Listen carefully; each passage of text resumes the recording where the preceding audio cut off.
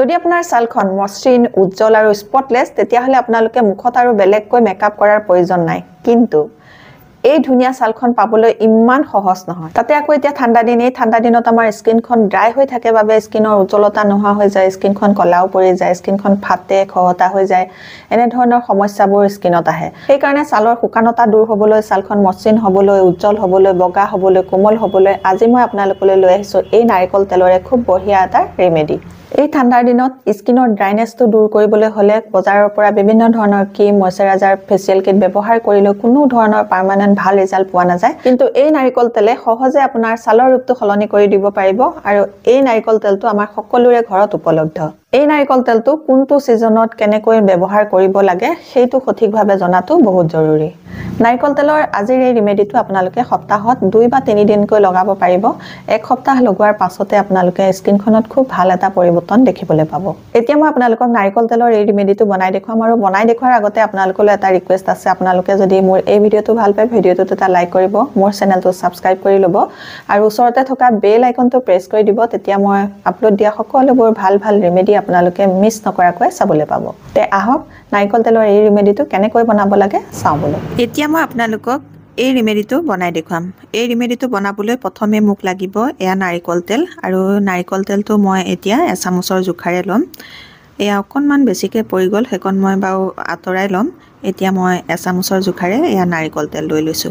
নাৰিকল তেলৰ লগত এতিয়া মই মিক্স কৰিম অকনমান এলোভেৰা জেল এয়া এলোভেৰা জেলটো খুব কমকৈ লাগিব এবাৰ লগাব জোখাৰে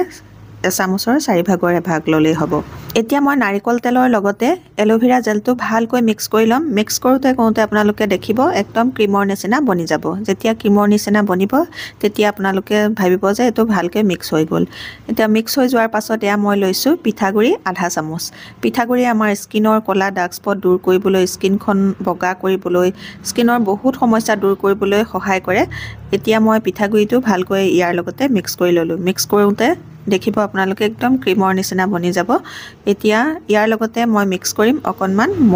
মৌ আমাৰ স্কিনৰ উজ্জ্বলতা বঢ়াবলৈ সহায় কৰে স্কিনখন হাইড্ৰেট কৰিবলৈ সহায় কৰে ঠাণ্ডাৰ দিনত আপোনালোকে ৰেগুলাৰ মৌ লগাব আপোনালোকৰ স্কিনখন হাইড্ৰেট হৈ থাকিব স্কিনখন ড্ৰাই নহব এতিয়া মই এই ৰেমেডিটোত মৌ ভালকৈ মিক্স কৰি ললো গোটেই কেইটা বস্তু আপোনালোকে খুব ভালকৈ মিক্স কৰিব মিক্স কৰোতে খুব ধুনিয়া এটা ক্ৰীমি টেক্সচাৰ আহি যাবগৈ এইয়া চাকচোন কিমান ধুনিয়া ক্ৰীমৰ দৰে বনি গৈছে এনেকৈ যেতিয়ালৈকে নবনে তেতিয়ালৈকে আপোনালোকে মিক্স কৰিয়ে থাকিব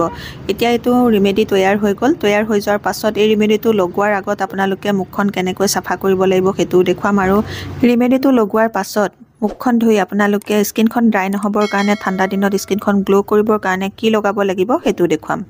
এতিয়া মই আপোনালোকক নাৰিকল তেলৰ এই ৰেমেডিটো বনাই দেখুৱালো আৰু ইয়াত ব্যৱহাৰ কৰা গুটেই কেবিধ বস্তু একেবাৰে সহজতে সকলোৰে ঘৰত পোৱা বস্তু আপোনালোকে সহজে বনাই পেলাই লগাব পাৰিব আৰু এইটো মুখত লগাই কিমান সময় ৰাখিব লাগিব আৰু ধোৱাৰ পাছত আপোনালোকে কি লগাব লাগিব সেই গুটেইখিনি দেখুৱাম ভিডিওটো চাই যাব যিকোনো এটা ৰেমেডি মুখত লগোৱাৰ আগতে আপোনালোকে মুখখন ভালকৈ সাফা কৰি ল'ব আপোনালোকে ফেস ওয়াশো কৰি ল'ব পাৰে নহলে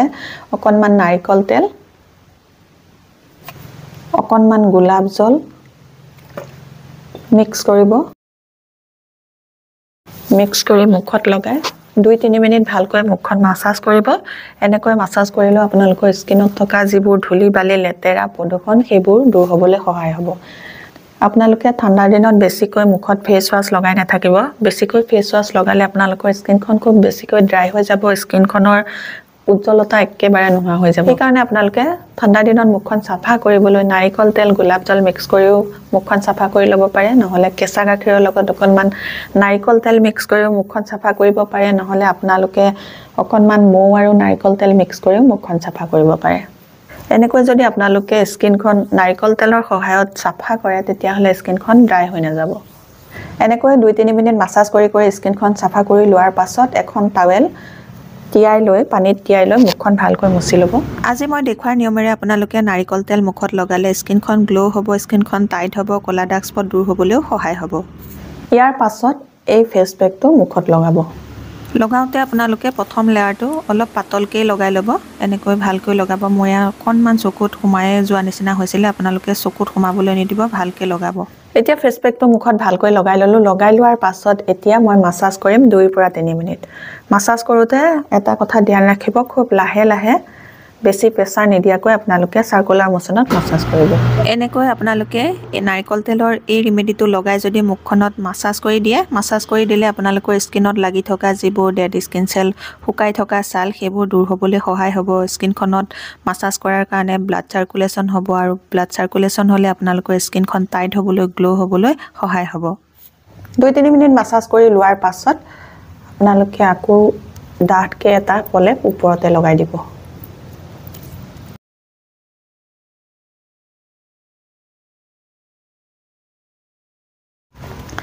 এনেকৈ আপোনালোকে ফেস প্যাকটো লগাই আধা ঘন্টা ৰখিব আধা ঘন্টাৰ পাছত আপোনালোকে মুখখন ধুই দিব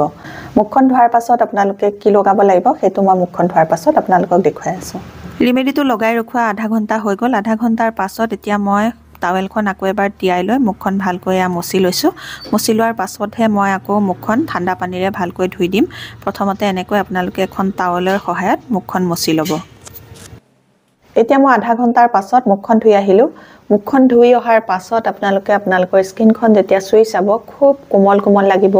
খহটা হৈ নাথাকে আৰু স্কিনখন মিহি মিহি লাগিব স্কিনখন হাইড্ৰেট হৈ থাকিব স্কিনখনৰ ড্ৰাইনেছ একেবাৰে নোহোৱা হৈ যাব মুখখন ধোৱাৰ পাছত আপোনালোকে আকৌ অকনমান নাৰিকল তেল ল'ব 4-5 টোপাল মান নাৰিকল তেল লৈ লৈছো এই নাৰিকল তেলৰ লগত এতিয়া মই অকনমান ভিটামিন ই কেপচুলৰ অইলটো লম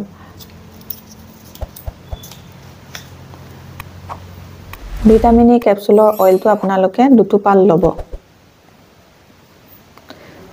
বেছি নালাগে আপোনালোকে নাৰিকল তেল 4-5 টোপাল মান ল'ব আৰু তাৰ লগতে আপোনালোকে ভিটামিন ই কেপচুলৰ অইল 2 টোপাল মিক্স কৰিব দুইটা বস্তু মিক্স কৰি মুখত লগাব আৰু যি সকলৰ বেছিকৈ ড্ৰাই স্কিন আপোনালোকে এই দুটা বস্তুৱে মিক্স কৰি লগাব আৰু যি সকলৰ অলপ স্কিনখন অইলি আপোনালোকে ইয়াৰ লগত অকনমান গোলাপ জলও মিক্স কৰিব পাৰে অইলি স্কিনৰ সকলে অকনমান গোলাপ জল মিক্স কৰিব 4-5 টোপাল মানৰ জুখাৰে ইয়াতে গোলাপ জল মিক্স কৰি ল'ব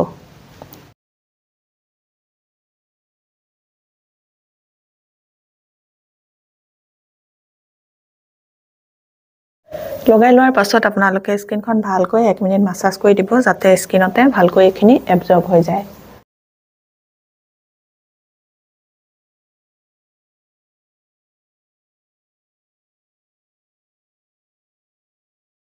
আজি মই দেখুৱাৰ নিয়মেৰে ঠাণ্ডাৰ দিনত যদি আপোনালোকে নাৰিকল তেল লগাই তেতিয়া হলে আপোনালোকৰ স্কিনৰ ড্ৰাইনেছ সমস্যা দূৰ হ'ব স্কিনখন সফট হৈ যাব